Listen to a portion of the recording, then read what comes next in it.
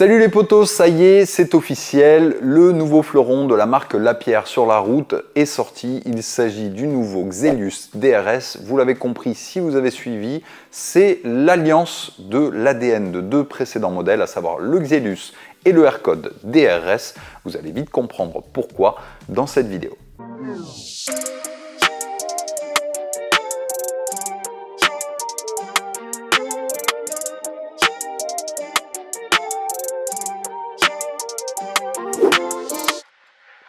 Si l'on retrouve bel et bien l'ADN de ces deux précédents modèles, il s'agit bien de la 6e génération déjà du Xelius de chez Lapierre et la technologie 3D tubular avec ce style si caractéristique est bien là pour le prouver.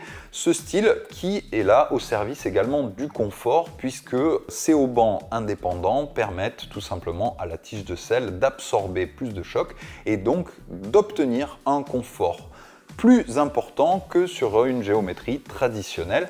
Mais qu'en est-il de la rigidité et de la performance sur un vélo évidemment que l'on attend en World Tour l'année prochaine? Eh bien je vous rassure, ils ne sont pas mis de côté, bien au contraire. Tout d'abord parlons de l'aéro. Lapierre nous annonce que ce vélo est de loin le plus aéro qui n'a jamais été produit par la marque et peut-être l'un des plus aéros dès à présent du peloton pro avec une amélioration de 15% de l'aérodynamisme de ce modèle par rapport au précédent. 15%, c'est pas rien. C'est vrai que le Xelius commençait à être un peu vieillissant, sans parler du AirCode qu'il était encore davantage. Ces deux modèles avaient d'ailleurs des aérodynamiques assez similaires, alors qu'ils avaient des comportements un peu différents.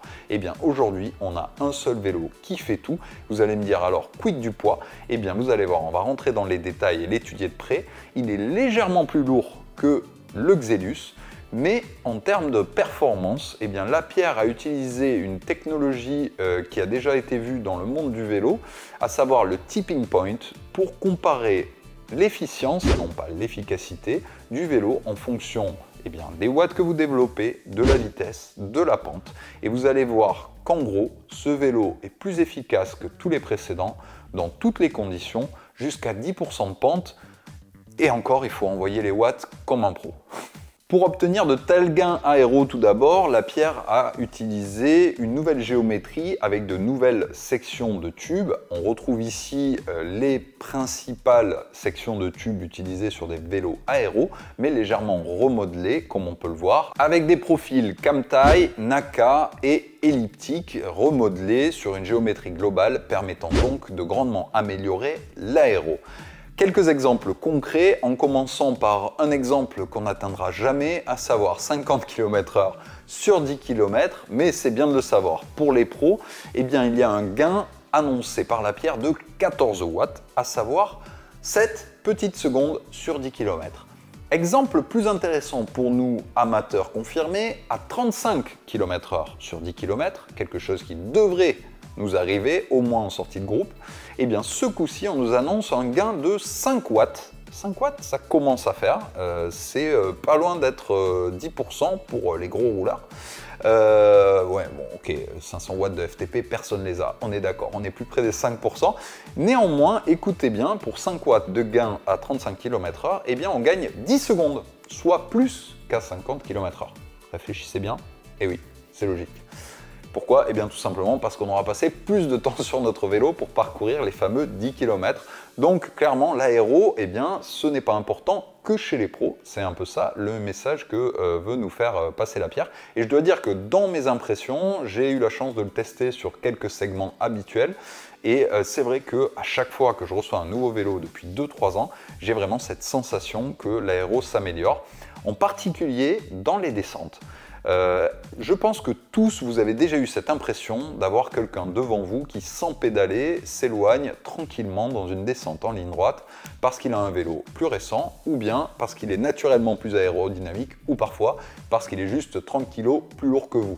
Ces trois facteurs-là sont en général importants, mais quand on est face à un gabarit assez similaire, eh bien c'est souvent l'aérodynamique du vélo qui fait la différence.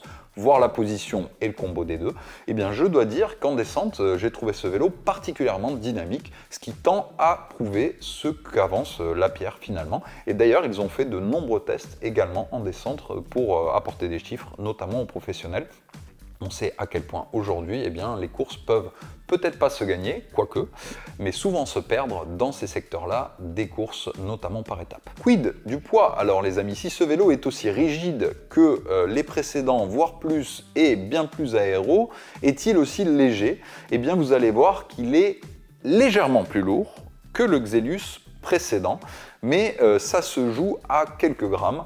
Pour être totalement transparent, on va comparer les versions Pro, qui sont les versions les plus légères. C'est une particularité importante à retenir chez Lapierre. Vous avez deux cadres différents si vous prenez la version traditionnelle jusqu'à la version 9.0 ou la version Pro, donc avec un layer différent de carbone et une utilisation de plus de carbone unidirectionnel dit de haut module. Ce sont eh bien, des fibres de carbone qui sont plus performantes, plus rigides, mais surtout plus légères. Et bien sur ces deux versions Pro, qui étaient l'ancien Xelius et le nouveau Xelius DRS, nous avons seulement 45 grammes d'écart sur un kit cadre. Donc autant vous dire, pas grand chose, une gorgée de plus ou une gorgée de moins dans le bidon, pour tout vous dire. En revanche, ce qu'il est important pour nous, communs des mortels, eh bien, c'est la différence de poids qu'il peut y avoir entre les deux kits cadres, à savoir le Xelius DRS traditionnel et la version Pro. Les deux sont faits, je vous l'ai dit, en carbone unidirectionnel Toraïka haut de gamme, mais la version Pro utilise plus de haut module et donc a plus de rigidité et moins de poids. Et on est sur un écart de poids entre les deux modèles de 118 grammes. J'ai bien dit 118 grammes. Autant vous dire, pas de quoi changer nos performances pour près de 99% d'entre nous. En revanche, primordial pour le 1% restant, à savoir les pros.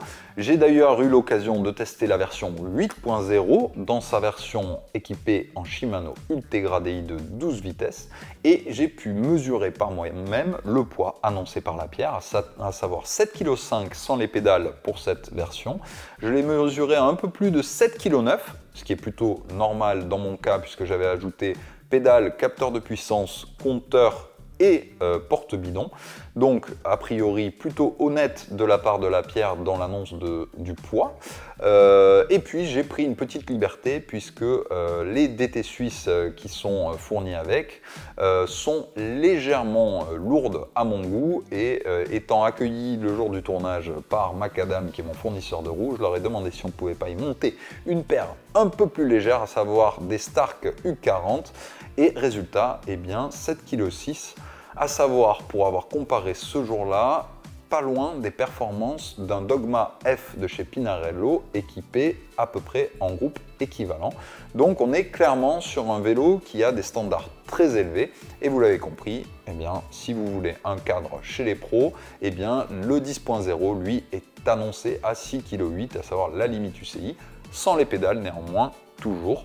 Donc eh bien, il faudra aller chercher des petits gains encore par-ci par-là chez les pros l'année prochaine pour pouvoir s'approcher des 6,8 kg une fois les porte-bidons et pédales rajoutés. Pour compléter la présentation de ce nouveau modèle, il faut savoir également qu'il y a un nouveau cockpit intégré pour les versions haut de gamme et un nouveau kit cintre plus potence dessiné par Lapierre, particulièrement esthétique parce que, comme vous le voyez, avec cette nouvelle angulation proposée, eh bien, en général, il n'y a pas particulièrement besoin de couper votre tube de direction. Donc on a un vélo qui esthétiquement est à ras et ça, vous savez à quel point ça me tient à cœur. L'autre point positif que j'apprécie dans ce nouveau modèle, ce sont les différentes couleurs proposées que je trouve modernes et élégantes, même si on peut regretter un manque d'originalité, sauf sur les kits cadres qui avaient été proposés au JO. On a notamment vu déjà Cassandre Beaugrand remporter les Jeux Olympiques de triathlon cet été sur ce modèle. Et oui, pour les plus avisés d'entre vous, vous aurez déjà remarqué que ce Xelius DRS était déjà en circulation cet été. C'est vrai que ce modèle était original, En dehors de ça, on reste sur des coloris très élégants, mais qui ont néanmoins leur charme avec des peintures qui sont profondes et bien réussies. C'est mon coup de cœur également pour ce nouveau modèle. Les limites, eh bien vous l'avez compris, pour moi c'est la coexistence de deux cadres différents sous la même appellation, puisque si le moule est le même, eh bien vous allez avoir une utilisation du carbone différente entre la version normale et la version Pro, vous l'avez compris. Néanmoins, le comportement du vélo sera globalement le même. En tout cas, j'attends d'essayer la version Pro pour vous dire si j'y vois une différence en dehors du poids, et ça, c'est évident. Voilà les potos, dites-moi en commentaire ce que vous pensez de ce nouveau modèle et surtout à vos paris quant à la nouvelle équipe qui devrait l'utiliser l'année prochaine. Qui sait? Moi, je ne sais pas, peut-être c'est déjà signé.